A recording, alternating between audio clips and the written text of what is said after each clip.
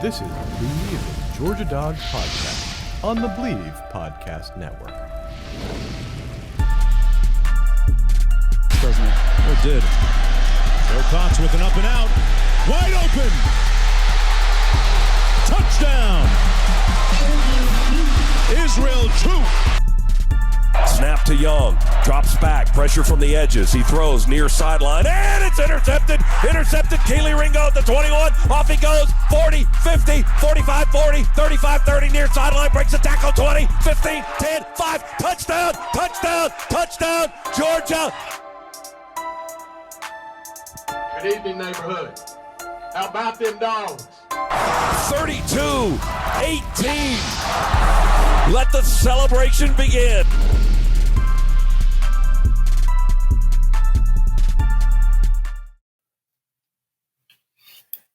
All right, welcome in. It's the Bleav in Georgia Dawgs podcast on the Bleav Network. Joining me fresh off the Glazier Clinics, fresh off the weekend, it's Israel Troop. Israel, what's up, man? What's up, man? Got to talk some good ball this week.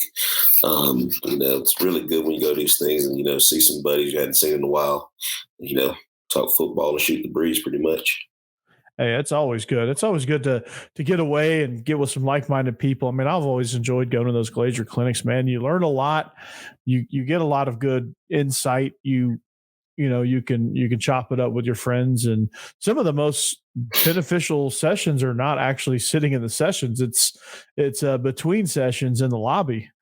I don't know how the hotel is down in Atlanta, how people kind of navigate through everything and how they congregate between sessions. But I know in Franklin, we all kind of go to the dining area where there's like booths, like sitting booths and like tables, and you go up to the bar and you kind of just congregate there a little bit.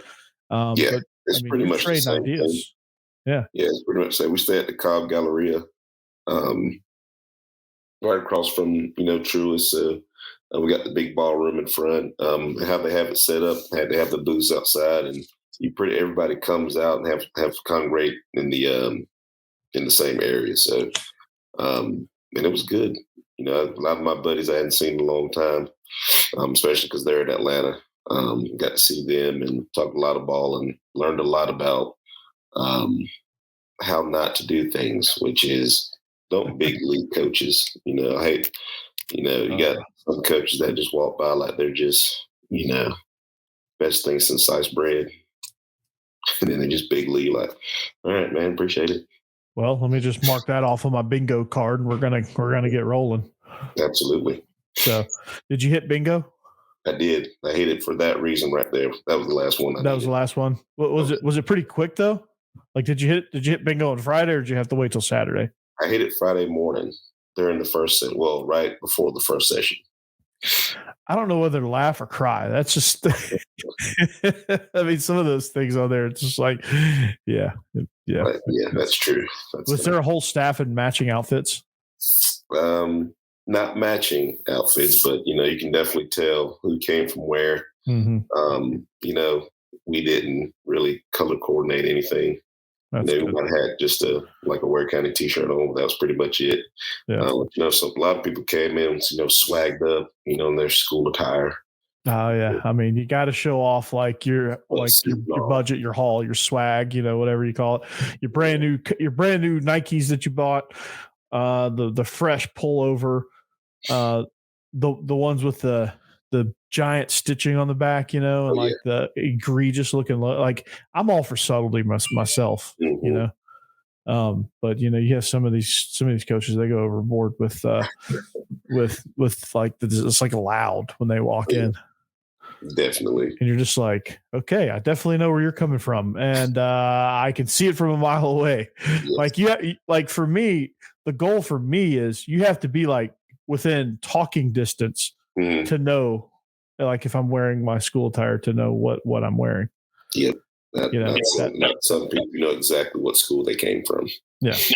And you see it like you're standing up top and they're coming up the escalator and you're, 200 feet away. So, Mhm. but well, anyway, our show is presented by BetOnline. BetOnline remains your number one source for all your sports betting this season. Everything from NFL and bowl season to esports. You'll find the latest odds, team matchup info, player news, and game trends at BetOnline. BetOnline features live betting, free contests, and live scores for almost any sport or game imaginable. We're the fastest and easiest way to bet all your favorite leagues and events. So head to betonline.ag to join and receive your 50% welcome bonus with your first deposit. Make sure to use the promo code Bleav, that's BLEAV, to receive your rewards. BetOnline is where the game starts.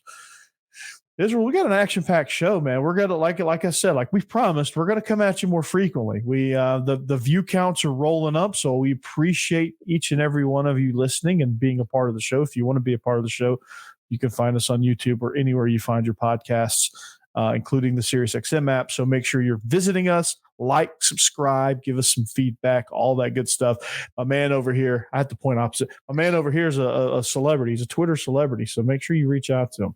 Ooh. So. I'm just a regular dude, man. Just a regular guy. Just a regular guy. Yeah, no, you're not. You're the man, the myth, and the legend. So, but anyway, we got it. Like I said, we got an action-packed show. Super Bowl's coming up, so I've reached out to this guy named John Ryan, and he's going to kind of talk about some betting stuff later on in the week. So he's going to prepare us to win a lot of money. So when you head over to BetOnline, you can use the advice that we're going to get from this guy later this week and place those bets. So, but the first thing we have piggybacking off of our Joe DeLeon episode, which is what we left you off last week with on Friday, was the Senior Bowl. The Reese's Senior Bowl happened on Saturday. Some of our guys played in it. Two of our better performers, Christopher Smith and Kenny McIntosh. I think both of them improved their draft stock. I mean, we already kind of thought Christopher Smith, with the safety class not being as deep as it is in other years, I already thought he was kind of a day two guy, but I think he may have the way he played and the way he was so fundamentally sound and assignment sound. I think he played his way into the second round. What do you think? Absolutely. I think he'd be a good second round pick for somebody. I think with the new hire with the Texans, I think he'd be pretty good there.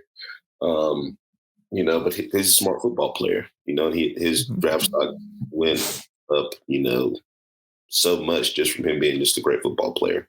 He's very savvy, knows where he's supposed to be, very athletic, and is a guy that you can kind of lean on, for your secondary guy. So the way he performed this week, I mean, he's out there knocking helmets off. I mean, he's locking people up. He played down against tight ends. He's got a couple of reps against running backs and stuff too. So he's being very versatile right now. And he really good against the run. So this guy you can come down and play in the box. And he learned from one of the best in Lewis Seen. So, he's not as long as Seen is, but he's very, very smart. So that's kind of what you want in a player back there anyway. So his draft stock went up a lot just from, as soon as he stepped off in Birmingham, it went up. Absolutely. Well, actually Mobile, but yeah, no, they go down to the coast, man. Well, one of the things with Chris Smith before we jump into Kenny McIntosh, he was first of all, he was named captain for a reason. He plays down towards the line of scrimmage. He'll do a lot of the dirty work, but one of the plays that I think is subtle to the normal eye, but when I saw it, immediately jumped off the page going, okay, that's an NFL play, because down in the red zone, Jake Haener, side note, had a really, really good game I think he led the quarterback performances. Some of the other guys were just rough, man. Max Duggan was rough. Malik Cunningham threw a really bad interception. And there were some guys that just were doing some things that you're like, okay, well, they're probably not going to get drafted. But I thought Jake Haener had a tremendous day. And there was a play in particular where they had a rub concept. It was like down in the red zone, and it was a typical NFL rub concept. And instead of getting caught up in the trash and being able to hit the inside guy coming out towards the pylon, Chris Smith actually was able to recognize as soon as the ball was snapped, he was able to recognize, maybe even pre-snap, was able to recognize the rub, got over the top, recovered, and covered his guy. And the ball did not go to that guy. See, football player. Like just something subtle, like you just recognize whether it be formation or there was something that triggered, and I'm not sure what, because I wasn't involved in these meetings, but there was something that triggered him to be able to say, hey, rub, and then he came over the top. So yeah, that's just being a football player. And, like you said, it might have been something he's seen that week, and it looked different to him. So he was like, hey, there's got to be something coming. That just goes to what kind of player he is. That goes to a guy that Kirby trusted on the back end. So for him to do that and to just go in and just play ball all week, I'm looking forward to him possibly second round, probably mid-second round, or early third. Just depending on, I think, the way he just depending on how things run. Yeah, he can definitely be a second round pick after his performance this week. He's second round worthy. Now, sometimes the draft does funky things, but who knows who can predict that. But Kenny McIntosh also, I think, really improved himself. I still think he's kind of a day 3 guy, but maybe he jumped from like early 6th, late 5th to maybe early 5th, somewhere in the 4th round there. He didn't get much action. I mean, Chris Rodriguez had a fumble, a really bad fumble.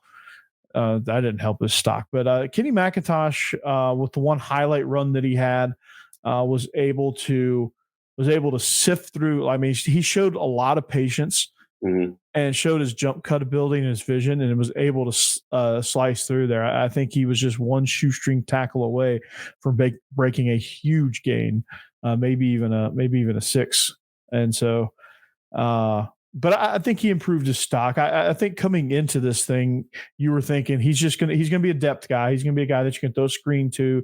Maybe you can throw something to him out of the backfield. Change of pace guy, slasher. Is going to get some good tough yardage on the edge and the outside zone. Just somebody that can supplement your lead back. Like you pair him up with a Saquon Barkley. You pair him up with an Austin Eckler. You pair him up with a Derrick Henry and let him come in and just spell him a little bit. And I think he can be effective in that role. And then eventually, kind of like, I'm not saying he's Tony Pollard, but he could kind of play that role where eventually, if he gets enough reps, maybe he can play himself into a 1AB, 1B type situation like they have in Dallas. I think so. Maybe that's down the road. Not as a rookie. Like as a rookie, he's going to be fighting for a 3rd spot, possibly a 2nd spot, depending on how injuries shake out. But I think he improved his stock. I think there's definitely a spot for him in the league. Oh yeah, his versatility. Coming out the backfield and catching the ball. While you were talking, I was just sitting here thinking he'd be a good compliment to maybe somebody like Najee Harris and Pittsburgh. He's a little bit bigger. I mean, he's only going to grow, through his NFL time training before then too. So yeah, that's a perfect scenario with Najee in Pittsburgh. He kind of maybe you called that like I called James Cook to Buffalo. That's true. That's very true. So I hope so. I hope you're right. But he does a lot of things. The only thing that does hurt him is he is injury prone. So. Could that hurt him? Possibly, but he just got to stay healthy. I think a healthy Kenny McIntosh is a dangerous Kenny McIntosh. So he's just got to stay healthy, man, and just keep perfecting his craft. His stock went up this week too as well because he was more polished than some of the other ones that were there. Showed a little bit more than the others that were there. So it's going to be interesting to see. But I think Pittsburgh is a perfect landing spot for him. I think so. I think you're exactly right, and I'm excited to see like that. I can't wait to kind of see where your prediction is on that. I want to see, how right you are, because I think that's a perfect fit. You kind of need him with a guy like Najee Harris who's just so physical. Kenny McIntosh is just more of a slasher, and I mean he's physical in his own right, but he's certainly not Najee Harris. So. But I think both of those guys play themselves really well. I don't know about Warren McClendon. I think he kind of just stayed the same. He's going to be a day 3 guy, depth guy. I think he can help out, but he's got to be more consistent, I think. And he's got to show that he can, he can play the right tackle spot or the left tackle spot, either one. I think he's more of a right tackle probably in the NFL than anything, but he's just got to show that he can grow and develop. And I think coming in as a round 5-6 pick to a team that has not a lot of depth on the offensive line, but has the luxury of having really good tackles that he can kind of develop behind would be a great situation for him. That's exactly what I was going to say. I think he needs to go somewhere with a veteran offensive line, because he's definitely one that can play, but he's got some stuff that he's got to work on, like you said, consistent play. I think with a veteran offensive line that whichever team picks him up, maybe Dallas. Dallas has a veteran offensive line. They got some guys that he can learn from, and just learn from those guys. Learn how to finish. Learn how to play more consistent ball. They kind of take him under his wing a little bit. Kind of show him the ropes. But he's going to be good. I think he's going to be fine. I think given a year or two, I think you never be surprised if he starts. He's starting. So yeah, you never know. You never know with these guys. So I think he'll be fine. He just needs an older group with him to kind of lead the way for him, I feel like. Yeah, injuries happen, especially on the offensive line. So if he comes to Tennessee, he'll probably start by week 4 because everybody in front of him is going to get hurt. So that's just I don't know what the Titans are doing. I think they're just practicing in traffic, maybe. I don't know. Yeah. It's like that turf now, so it was a grass field. Hopefully that's the culprit. I've not. There's something about grass in Tennessee that just takes kneecaps, just takes knees and ACLs. Over there in Knoxville, they have a grass problem. Absolutely. And apparently in Nashville, we have this similar thing. Memphis, I think, wised up and got turf a long time ago, but that's pretty bad when turf is the better option and all the players hate it, but the players here are like, yes, give me turf. So Jack Podlesny, I saw him kick 2 field goals, made one, barely made one, and missed another. So that certainly doesn't help, but he's probably not going to get drafted anyway. So we'll just kind of see what happens with his future. He's definitely been having the yips lately. He goes from being really smooth to now, he's been having the yips lately. But, that's kicker. It's not really going to affect him. But I tell you, we need a kicker in Dallas. So if anybody from Dallas is listening, I'm not saying draft him, but at least let's get it. Y'all just hired Brian Schottenheimer. Y'all need a lot more. No, maybe you need a new team. How about that? We hired Brian Schottenheimer. Are you pulling my leg? Is that real? It is real. Unfortunately for you, it is real. Oh my God. Well, Brian wasn't bad in the NFL, so. He's just. But you don't want him as a coordinator, though. He just gets so money.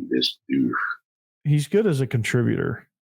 Well, anyway, it's not the Brian Schottenheimer. This is not the Bleav in Cowboy show. I think we have one of those. Mike McCarthy is calling the plays, so I think we're fine there. Mike McCarthy's daring Jerry Jones to fire him, I think.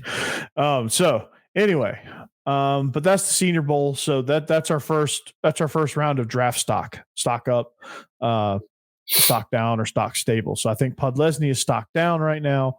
I think McClendon is stock even. And I think Christopher Smith and Kenny McIntosh are stock up. And we'll talk about the Shrine Bowl guys, the guys who played in the Shrine Bowl, Robert Beal, and somebody else. I'll have to get that name here in a minute. And then we'll do some draft stock on our non-senior draftees like Nolan Smith and Jalen Carter.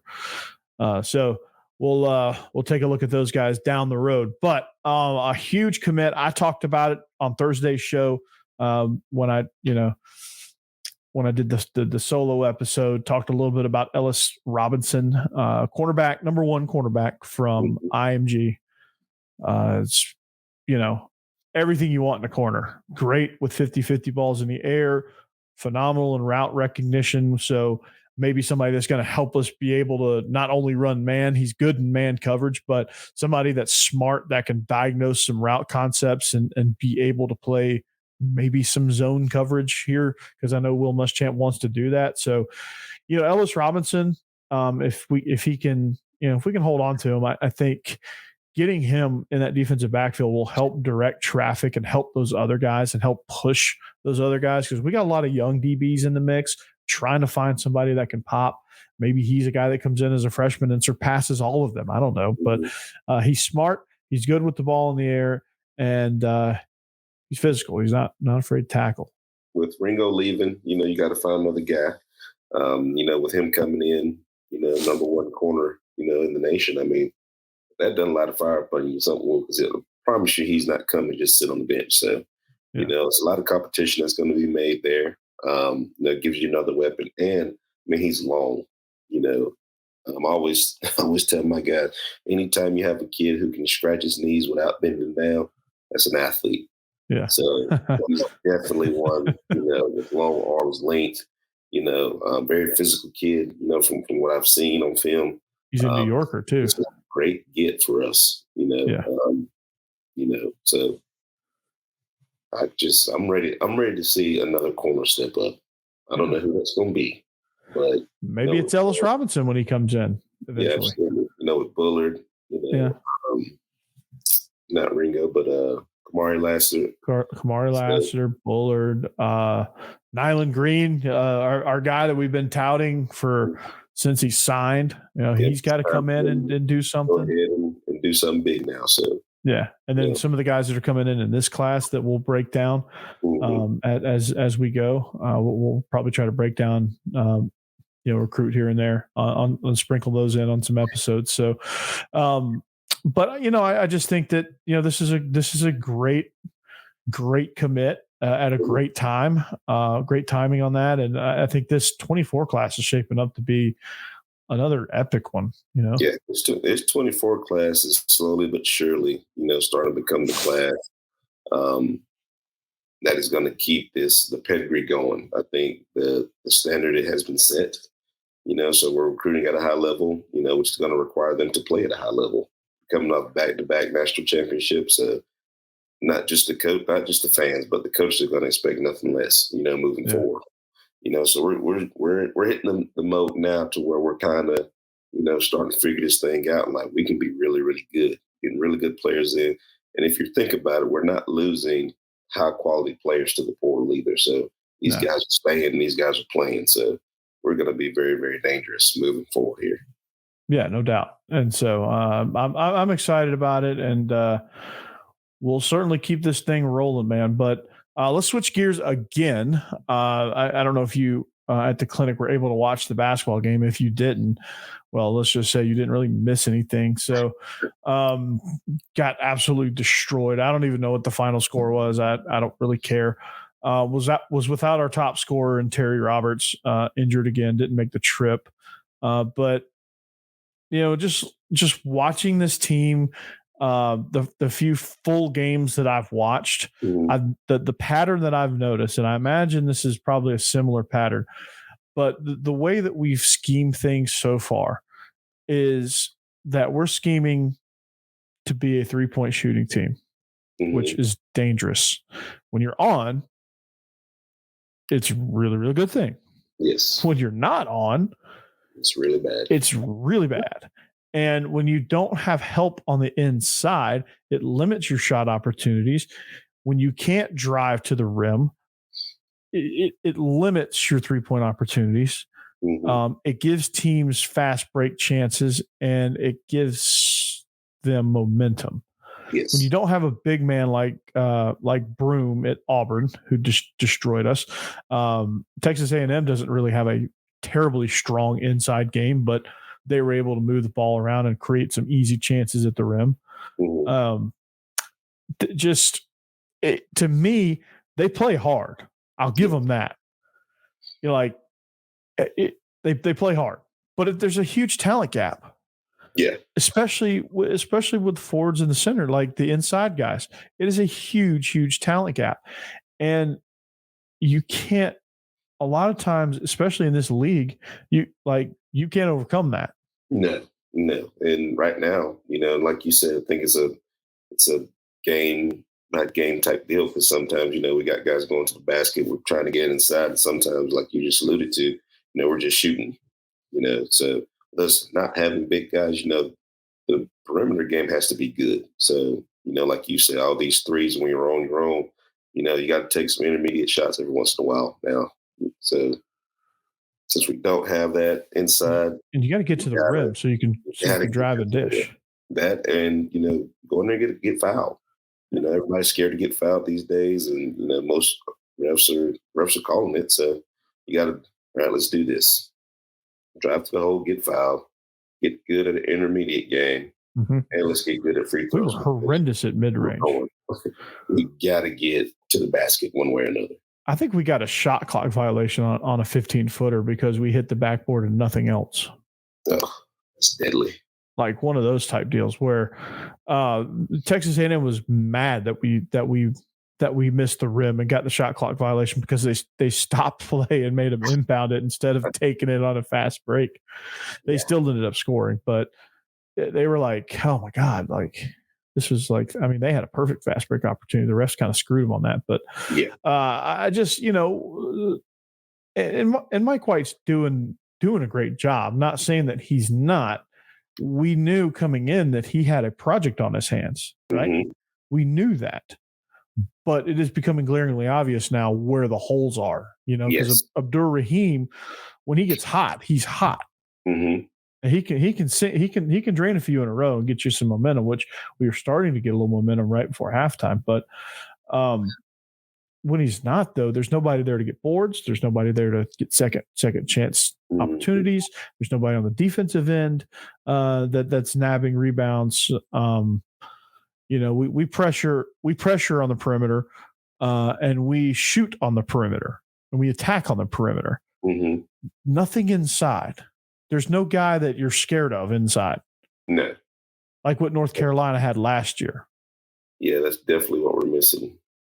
I forget his name, but because I don't really follow basketball a ton, but it's just there's something in recruiting that's got to happen. We've got to, and we'll dive deeper into this because we got a few minutes left here, but we'll dive a little deeper into what it actually takes to recruit basketball in the state of Georgia, because Atlanta's a hotbed, and you have to be able to get guys out of Atlanta, and if you can't. And you're losing them to Auburn, to Tech, to North Carolina, Kentucky, Florida, Alabama now. Alabama's, they came up to Tennessee and got their guy. And he's been ridiculous, man. Yeah, we're down 38-22 at halftime to Texas A&M. Mm-hmm. That ain't good. No. And at one point we were down like 26 points in the second half. Some point. Well, we're missing a big guy, but Mike White, he has a plan. You can tell that plan. But he's missing a couple of pieces. One, he's missing a lot of big men. So he's building outside in, which I mean, it's more than one way to do it, but he's building outside in. You can tell. You can. It's a lot different than last year where you couldn't tell what we're doing. This year you can definitely tell what we're doing. Mm-hmm. We're just missing a couple of pieces. Yeah, we just can't. Like sometimes we try to dish the ball inside, and we just can't do it. Yeah, we just can't finish. We just can't finish at the rim. Yeah. And because we try. Yeah, we try. Well, we lack size, and we lack a little bit of physicality down there. We lack an intimidating person down there. Yeah. And Georgia's basketball team I'm remotely scared of.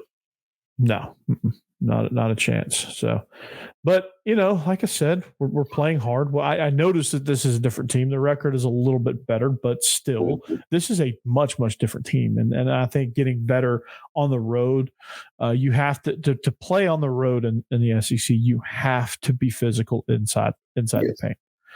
And I know we keep saying, I know we sound like a broken record, but you just that's just a must. If you like, we're 1-7 on the road in the SEC road games. It's bad, man. It's real bad. Brother. Nah, it ain't good. So, but luckily luckily, we get another chance at it, and we can continue to try to figure this thing out here. But we've got we had a tough week with Auburn and A&M on the road, but we're home against Ole Miss. Ole Miss is 9-14 overall. They just lost one to Vandy. That's tomorrow night, actually. So they've lost 5 in a row. Yeah. So by the time we will re-record on Tuesday, tomorrow, we will this game will be wrapped up, but hopefully with a win. But Ole Miss is bad, so this is good for the season. And then we're home against Kentucky on Saturday. Terrible this year. Yeah, you can definitely tell when things have gone bad in the league. At the school, and you just look, you're just like, ooh, it ain't good. No, it ain't good at all, man. It ain't good. But we'll actually. I didn't realize we're playing Kentucky this weekend, so we need to try to get Vinny on board too. Talk about this Kentucky game, have him on board, and reminisce about the old beasts of the East. So, but Israel, man, that's going to do it for us, man. We accomplished a lot, man. We bought some stock. Mm-hmm. We did a little bit of recruiting analysis, and we started taking a wrench to the basketball program and started fixing it a little bit. Oh yeah, so we had a real productive show, man. And giving a great observations on things, and hopefully Kenny goes to the Steelers. Hopefully Kenny goes to the Steelers. Hopefully, free ticket. Hopefully Chris Smith goes to the Titans and goes to a good defensive system for him. I think he can play that Amani Hooker role, and I don't think we're going to keep Amani Hooker. I don't know if we can pay him. So Christopher Smith would be a good depth guy for one. Mm-hmm. And then when Amani Hooker, Kevin Byard leaves, Titans just roll him right in. He'll do well in Mike Vrabel's system. So, with that being said, we are the Bleav in Georgia Dogs podcast on the Bleav Network. We're presented by Betonline.ag. We thank you for listening. Please find us on social media at Bleav in Dogs, at Troopstar28, and at Coach Burton 36. I almost got them all mixed up. Find us on social media. Subscribe to us. Download the podcast if that's what you prefer. Any way you can find us and listen to us, please. We appreciate that. And we thank you for that. But like I said, we are the Bleav in Georgia Dogs podcast on the Bleav Network, presented by Betonline.ag. And we'll see you back here next time. And as always, go Dogs. Go Dogs. Peace.